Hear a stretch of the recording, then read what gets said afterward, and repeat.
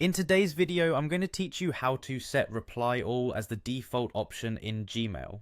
If you often find yourself needing to address all recipients of an email, this tutorial will simplify your life and ensure you don't accidentally leave someone out when responding. Let's dive right in and get started. First, you need to log into your Gmail account. Once you're in your inbox, look towards the top right corner of your screen. You'll notice a small gear icon, which is the settings button. Go ahead and click on that. This icon is the gateway to customizing your Gmail experience, so it's a good one to familiarize yourself with if you haven't already.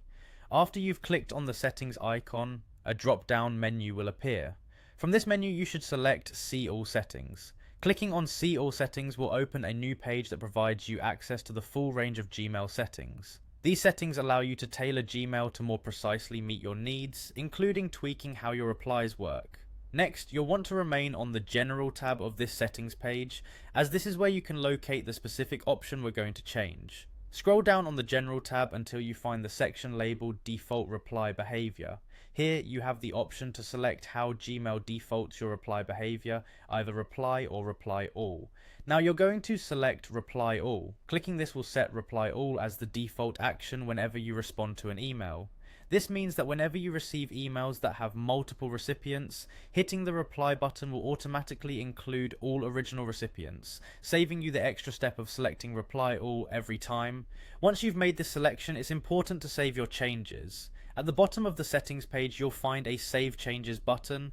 Be sure to click on this button to ensure your new settings are applied. Without saving, the changes won't take effect, and you'll need to start the process all over again. And there you have it. With just a few clicks, you've changed the default reply setting in Gmail to reply all.